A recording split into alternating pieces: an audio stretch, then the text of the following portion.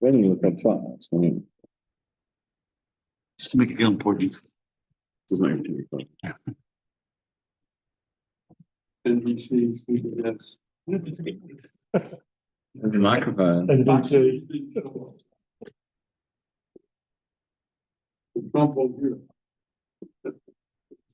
going to hear about the story.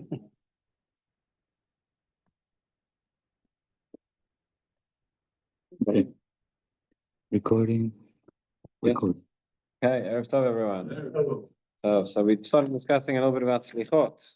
It was rather timely. Spoke about the nusach of slichot. So we said that originally, well, there's no fixed nusach necessarily, and that's why every different community has got their own different slichot, and even amongst different Ashkenazi communities, there are many different minhagim as to which slichot you say on which nights and what the formula is. But we saw there is a basic structure, and this is brought in the Seder of Rav Amram Gaon.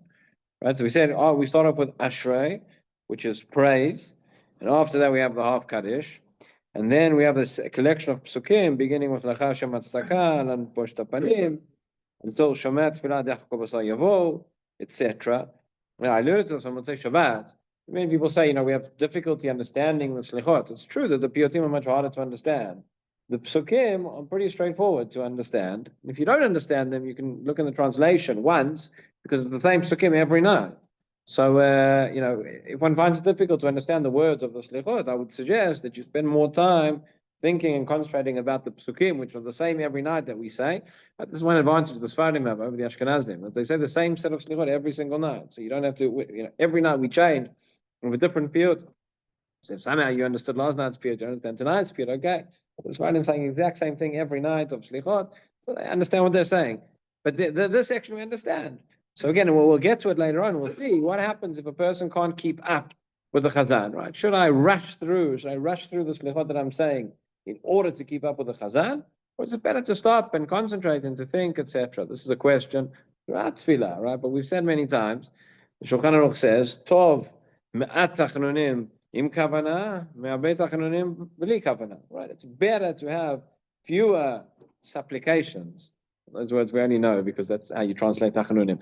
But it's better to have fewer supplications, fewer prayers, right? With kavanah than have.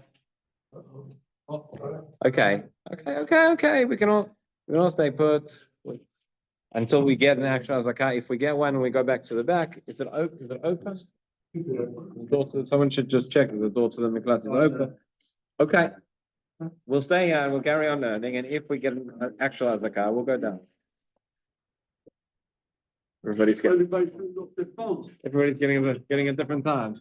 This is what Chazal meant when they said Levavelet Satan. Right? This is exactly that. Right? You don't have the pre-warning once. You have it once and twice and 3 times, 4 times, right? Mechabem mitzvot, whatever. Okay. So what?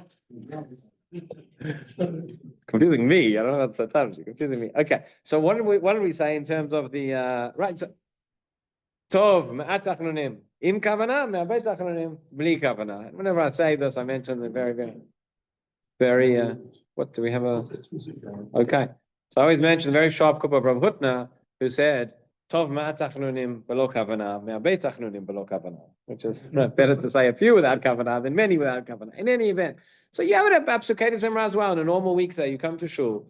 Right, and the Chazan is davening at whatever pace the Chazan davened. I'm not making now any judgment calls about how quickly one should be davening, but different people have different paces. So the Chazan davens at a certain pace, and I daven at a slower pace. And I'm not going to be able, if I'm going to really concentrate on all the words of Psukkah Zimra, I'm not going to be able to keep up and say all of them. So I should skip. Again, according to the Arizal, according to the Kabbalah, there's a problem with skipping. You want to say everything, but halacha is if you're going to be able to say half of Psukkah Zimra with kavanah, as opposed to rushing through to make sure you get every word. What's more important?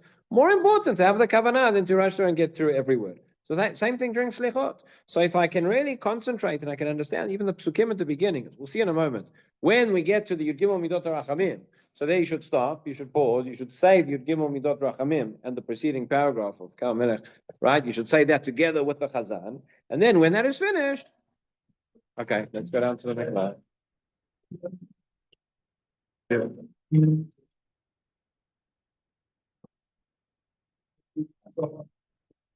It's the beauty to mine. Hmm? Get the booty to it. We did a number of them today, so.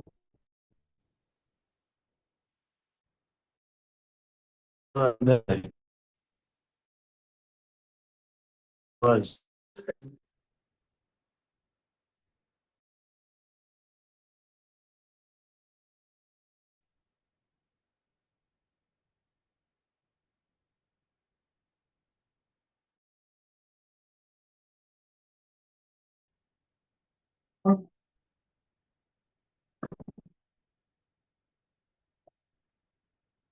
So now, what's on now? Mr. Zorak is there. Sorry to break in.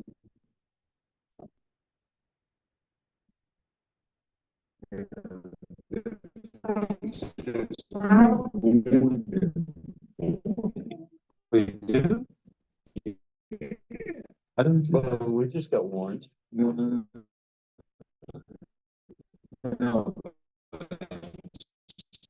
What they do is they tell we get the Zach?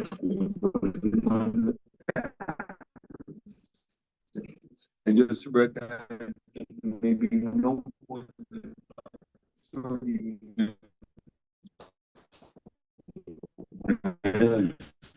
Yeah. The Arab.